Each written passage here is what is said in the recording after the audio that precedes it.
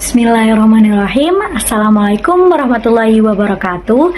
Kami dari kelompok 6 kelas IKM 3A akan mempresentasikan terkait bioetik kesehatan masyarakat dalam rangka berpikir Islam.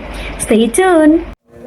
Perkenalkan, nama saya Nidya Astika Maharani dengan NIM 191231058. Saya Karina Mbani Sofi dengan NIM 191231065. Perkenalkan, nama saya Vibi Arya Ramadhani dengan NIM 191231114.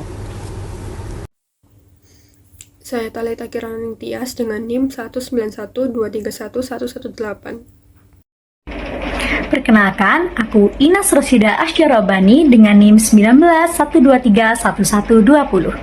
Halo, perkenalkan, nama saya Nabila Irasca Tias dengan NIM 191231174 dari kelas IKM 3A. Perkenalkan, saya Naila Dewi Putri Wardana dengan NIM 191231175. Saya Aura Azrin Brina dengan NIM 191231178. Kesehatan merupakan nikmat yang harus disyukuri, dipelihara, dan dijaga, baik kesehatan jasmani maupun rohani. Di zaman yang sudah semakin maju ini, bukan hanya ilmu teknologi saja yang berkembang, melainkan ilmu kesehatan juga ikut berkembang. Berkembangnya ilmu kesehatan tidak hanya membawa dampak positif, akan tetapi membawa dampak negatif juga. Ilmu kesehatan yang semakin maju memunculkan bioteknologi yang berdampak besar seperti mengubah struktur perkembangan organisme. Manusia yang tamak dan egois menggunakan bioteknologi untuk mengubah dan menghasilkan kehidupan baru yang menyaingi ciptaan Allah Subhanahu wa taala. Perubahan tersebut dapat memunculkan konflik moral dikarenakan sudah melewati batas etika kemanusiaan dan melawan aturan yang telah diatur dalam agama, sehingga norma dan agama tidak dapat berjalan sebagai semestinya. Moral dan etika menjadi landasan atau pijakan dalam memanfaatkan teknologi yang sedang berkembang saat ini. Dengan adanya bioetika, diharapkan mampu untuk mencegah dampak negatif yang timbul, serta diharapkan mampu untuk memberikan solusi terkait konflik moral yang semakin meningkat, sejalan dengan meningkatnya ilmu di bidang kesehatan dan medis. Oleh karena itu, untuk mengawasi perkembangnya ilmu kesehatan diperlukan adanya bioetika sebagai pegangan atau batasan. Terus apa aja sih yang bakalan kita bahas di video kali ini? Yang akan kita bahas adalah tentang apa yang dimaksud dengan bioetik, lalu apa saja yang menjadi prinsip-prinsip dasar bioetik, serta dalam praktik kesehatan terdapat kaidah apa aja ya yang harus dipenuhi dan dipatuhi dalam praktik kesehatan masyarakat. Lalu apa saja jenis bioetik kesehatan masyarakat dalam kerangka berpikir Islam. Tujuannya yaitu yang pertama untuk mengetahui definisi dari bioetik sendiri, yang kedua untuk mengetahui prinsip-prinsip dasar dari bioetik, yang ketiga untuk mengetahui kaidah bioetik yang harus dipatuhi dan juga diterapkan, dan yang keempat mengetahui jenis bioetik dalam kesehatan masyarakat. Manfaat dari makalah bioetik kesehatan masyarakat dalam kerangka berpikir kritis adalah untuk mengetahui mengenai bioetik serta jenis bioetik dalam kesehatan masyarakat dan bagaimana cara implementasi kaidah bioetik dalam kesehatan masyarakat berdasarkan sudut pandang dalam agama Islam. Materi pertama yang dibahas adalah materi tentang teori bioetik.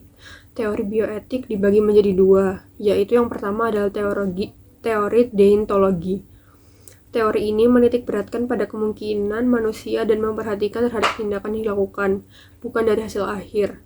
Prinsip tindakan dalam teori ini adalah agar tindakan kita memiliki nilai moral, tindakan harus dijalankan berdasarkan kewajiban. Teori ini juga dapat dibuktikan dengan ayat dari Al-Quran, surat Al-A'raf ayat 33, yang artinya, katakanlah, Tuhanku hanya mengharamkan perbuatan yang keji, baik yang nampak ataupun yang tersembunyi, dan perbuatan dosa, melanggar hak manusia tanpa alasan yang benar. Yang kedua ada teori teleologi. Dalam teleologi yang menjadi dasar adalah antara baik dan jahat.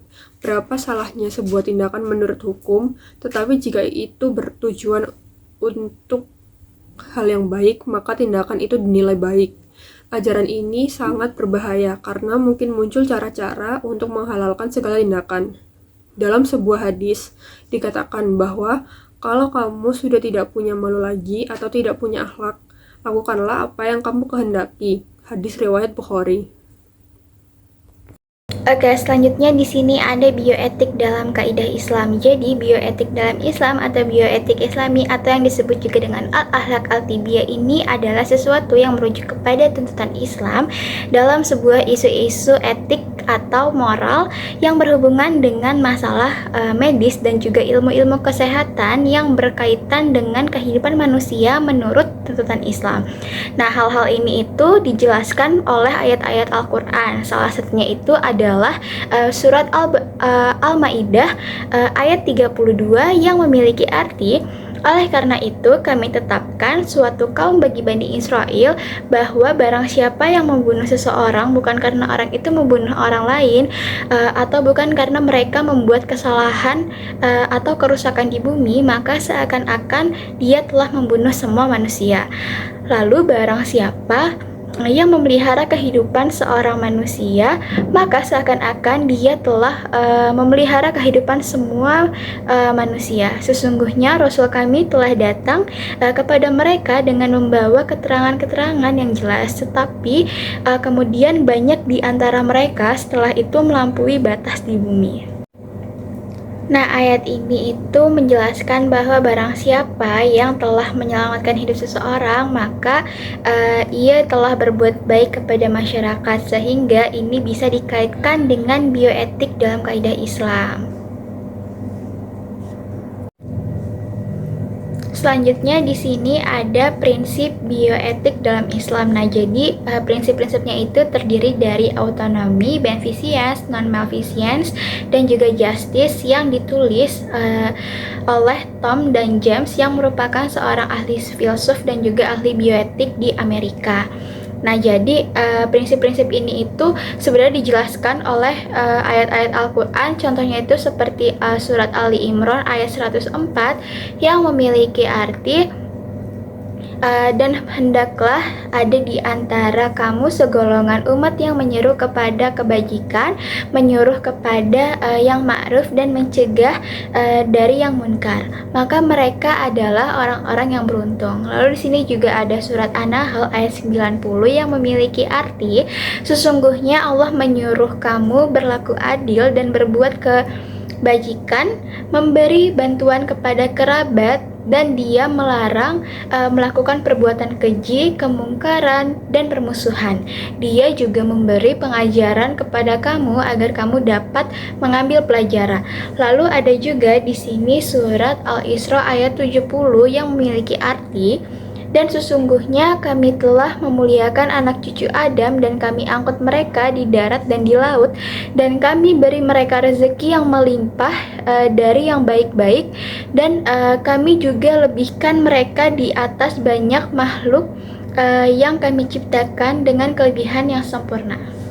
Nah, ayat-ayat ini itu menjadi semangat dasar yang melandasi sumpah seorang dokter muslim, dan juga menjadi semacam panduan dalam hubungan antara dokter dan atau tenaga kesehatan dengan pasiennya. Apa sih bioetika itu? Bioetika merupakan dimensi moral dari pengambilan keputusan dalam konteks kesehatan dan ilmu-ilmu biologis. Bioetika bertujuan untuk mengingatkan bahwa ilmu pengetahuan dan teknologi memiliki batasan serta tanggung jawab terhadap manusia. Nah, pembelajaran bioetika sejalan dengan ajaran Islam, di mana bioetika fokus untuk menilai aspek baik buruknya biologi modern serta teknologi terkait dengan kehidupan. Hal ini selaras dengan ajaran Islam di mana Allah Subhanahu wa taala selalu menegaskan manusia untuk selalu menggunakan akal dan pikirannya. Allah menyebutkan kata akal dalam Al-Quran yang muncul sebanyak 22 hingga 24 kali. Terulangnya kata akal dengan aneka bentuk dan jumlah sedemikian banyaknya mengisyaratkan bahwa peranan akal menjadi sangat penting dalam kehidupan sehari-hari. Dalam kesehatan masyarakat ada 4 prinsip utama bioetika. Yang pertama yaitu prinsip autonomi atau otonomi. Prinsip etika yang menghormati hak-hak pasien, terutama hak pasien untuk menentukan nasib diri sendiri. Yang kedua yaitu prinsip beneficence, yaitu asas etik yang mengutamakan tindakan yang bermanfaat bagi pasien. Yang ketiga yaitu prinsip non-maleficence, khususnya prinsip etika yang melarang perbuatan yang memperburuk keadaan pasien. Yang keempat yaitu prinsip keadilan, khususnya asas etika yang menekankan pada keadilan dan keadilan dalam pendistribusian sumber daya. Bioetika dalam Islam merupakan perpaduan antara hak dan kewajiban, kebebasan dan tanggung jawab, akal dan hati nurani, wahyu dan tradisi, ibadah dan muamalah, tujuan dan metode, prinsip dan nilai untuk menuju pada keseimbangan potensi manusia, baik dunia potensi spiritual, potensi nabati, potensi hewani, dan potensi intelektual. Prinsip bioetika dalam Islam ada 13. Yang pertama yaitu prinsip tabligh yang mengutamakan menyampaikan informasi secara jujur, prinsip amanah yang menekankan pentingnya bertindak sesuai perjanjian, prinsip ukhuwah yang menggarisbawahi kerjasama dengan orang lain, prinsip fatonah yang menuntut untuk terus belajar dan meningkatkan kemampuan. Selanjutnya adalah prinsip ikhlas yang menekankan untuk melakukan tindakan dengan niat murni karena ketakwaan, prinsip kafah yang mendorong untuk berusaha semaksimal mungkin dalam mengembangkan kemampuan, prinsip sidik yang menekankan kejujuran, prinsip uswatun hasanah yang meyakini bahwa segala sesuatu berasal dari Allah, prinsip rahmatan lil alamin yang menekankan manfaat dan tindakan bagi pasien tanpa diskriminasi, prinsip yakin yang menggarisbawahi bahwa setelah pasien membuat pilihan, mereka harus terikat kepada keputusan tersebut, prinsip keadilan yaitu bertindak adil tanpa menghakimi dan diskriminasi, prinsip daulah yang mengharuskan menghormati hak dan martabat pasien sebagai individu utuh, dan yang terakhir yaitu prinsip istiqomah yang mengharuskan bekerja dengan tekun dan terus-menerus untuk berusaha memperbaiki diri menuju kesempurnaan. Kaidah dalam praktik kesehatan. Dalam praktik kesehatan, terdapat beberapa jenis prinsip-prinsip bioetika Islam sebagai upaya untuk memastikan bahwa layanan kesehatan yang diberikan tidak hanya memenuhi standar profesional dan etika umum, tetapi juga selaras dengan nilai-nilai yang diajarkan dalam Islam. Berikut adalah beberapa contoh bagaimana kaidah-kaidah dalam praktik kesehatan dapat dihubungkan dengan prinsip-prinsip dalam bioetika Islam. Yang pertama yaitu kaidah niat. Niat yang terkandung dalam hati seseorang sewaktu melakukan perbuatan menentukan nilai dan status hukum dari perbuatan yang dilakukan. Yang kedua adalah kaidah keyakinan. Yang dimaksud yakin adalah sesuatu yang menjadi tetap dengan bukti penglihatan atau petunjuk tertentu. Maksudnya di mana seseorang dapat dinyatakan meyakini terhadap perkara apabila telah ada bukti atau keterangan yang ditetapkan panca indera atau petunjuk lainnya. Yang ketiga yaitu kaidah kemadaharatan.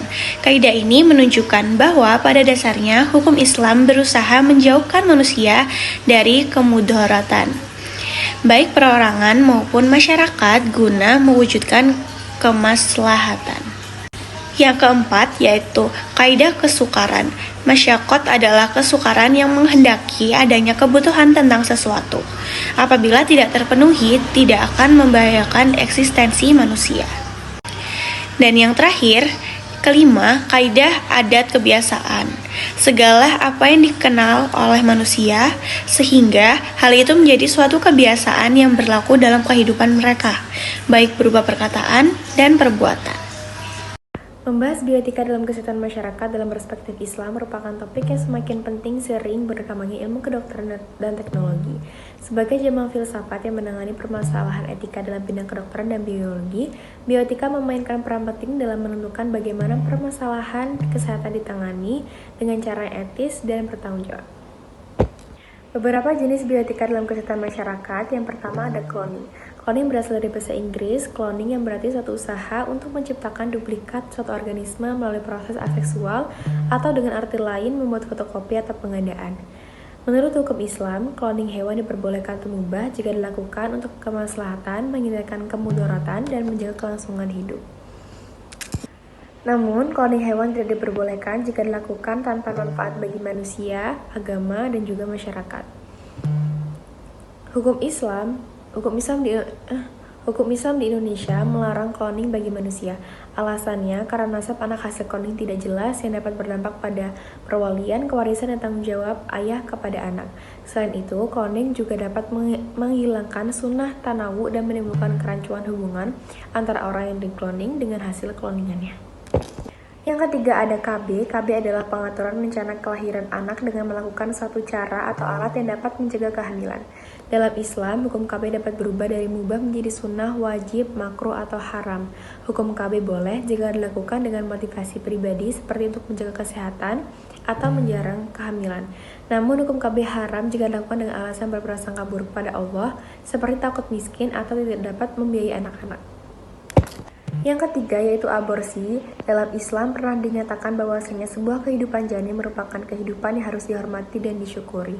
Maka dari itu akan menjadi sebuah pelanggaran jika melakukan penguburan terhadap janin yang sedang dalam kandungan atau biasa disebut dengan aborsi. Yang keempat yaitu imunisasi, merupakan upaya untuk menimbulkan atau meningkatkan kekebalan seseorang secara aktif terhadap suatu penyakit dengan memasukkan vaksin, sehingga apabila suatu saat seseorang terpapar dengan penyakit tersebut maka tidak akan sakit atau hanya mengalami sakit ringan. Untuk merespon fenomena imunisasi yang menimbulkan pro kontra, MUI mengeluarkan fatwa tentang imunisasi yang menyatakan bahwa imunisasi merupakan sesuatu yang boleh dilakukan atau mubah sebagai salah satu bentuk ikhtiar untuk mewujudkan kekebalan tubuh dan mencegah terjadinya suatu penyakit tertentu. Yang kelima yaitu ada bayi tabung atau in vitro fertilization yang didefinisikan sebagai upaya yang dilakukan untuk memelihara kehamilan dengan mempertemukan sel sperma dan sel telur dalam wadah khusus tanpa melalui senggama atau hubungan suami istri. Islam memiliki dua pandangan terhadap bayi tabung yaitu halal dan haram. Pandangan yang menyatakan bahwa bayi tabung diperbolehkan dalam Islam menilai bahwa bayi tabung merupakan salah satu bentuk ikhtiar yang berdasarkan kaidah agama. Namun, ada syarat-syarat yang harus dipenuhi agar bayi tabung dapat dikatakan halal. Yang keenam adalah transplantasi organ. Di masa Nabi Muhammad SAW terdapat peristiwa operasi plastik dengan menggunakan organ buatan atau palsu. Sebagaimana diriwayatkan oleh Abu Dawud bahwa kakeknya Arfajah bin As'ad pernah terpotong hidungnya saat perang Kulab, kemudian dia memasang hidung palsu yang terbuat dari logam perak. Namun beberapa waktu kemudian hidungnya menimbulkan bau yang tidak enak karena membusuk, sehingga Nabi Muhammad SAW menyuruh untuk memasang hidung dari logam emas. Kesimpulan yang dapat diambil dalam topik kali ini yaitu bahwa semua hal yang diciptakan oleh Allah Subhanahu wa Ta'ala sudah memiliki ketetapannya masing-masing. Tak terlepas juga mengenai ilmu pengetahuan terkait kesehatan dan juga mempunyai aturan dalam penerapannya atau yang biasa kita sebut sebagai bioetik. Bioetik menurut Samuel Gorovitch diartikan sebagai penyelidikan kritis mengenai dimensi moral dari pengambilan keputusan dalam konteks kesehatan dan ilmu-ilmu biologis. Dalam penerapan bioetik juga mengacu dalam beberapa prinsip yang mencakup prinsip otonomi, prinsip beneficence, prinsip non-maleficence, dan prinsip keadilan. Sedangkan dalam sudut pandang Islam, bioetik diartikan sebagai perpaduan antara hak dan kewajiban, kebebasan dan tanggung jawab, akal atau logika dan hati nurani, wahyu dan tradisi, ibadah dan muamalah, tujuan dan metode, prinsip dan nilai untuk menuju pada keseimbangan potensi manusia, baik dunia, potensi spiritual, potensi nabati atau fisik, potensi hewani, potensi intelektual, serta potensi kemalaikatan. Tidak hanya itu pula, dalam penerapan bioetik menurut sudut pandang Islam harus menganut beberapa kaidah. Beberapa di antaranya yaitu kaidah niat, kaidah keyakinan, kaidah kemadorotan, kaidah kesukaran, dan kaidah adat kebiasaan atau urf. Di Indonesia ini juga sudah menerapkan banyak program kesehatan masyarakat yang pastinya sudah sesuai dengan kaidah dalam sudut pandang Islam. Salah satu contohnya yaitu hukum KB. Hukum KB boleh dilakukan jika dengan motivasi pribadi seperti untuk menjaga kesehatan ibu atau menjangkau kehamilan. Tetapi hukum KB bisa menjadi haram jika dilakukan dengan alasan yang berprasangka buruk kepada Allah serta takut miskin atau tidak dapat membiayai anak-anak. Saran yang dapat kelompok kami berikan mengenai topik ini bahwa sebagai negara yang mengakui ketuhanan yang Maha Esa, maka segala aspek kehidupan harus diatur sesuai hukum agama yang berlaku dan tak terkecuali pada aturan pelayanan kesehatan di masyarakat. Sebuah inovasi pendekatan dapat diterapkan untuk masyarakat yang heterogen mengenai pelayanan kesehatan, salah satunya yaitu dengan pendekatan secara agamis dalam sudut pandang agama. Karena secara tidak langsung mereka memiliki pemikiran yang sama terkait konsep atas dasar Allah Subhanahu wa Ta'ala. Itu saja penjelasan dari kelompok kami, kelompok 6 kelas IKN 3A pamit undur diri. Semoga bermanfaat. Wabillahi taufik wal hidayah. Wassalamualaikum warahmatullahi wabarakatuh.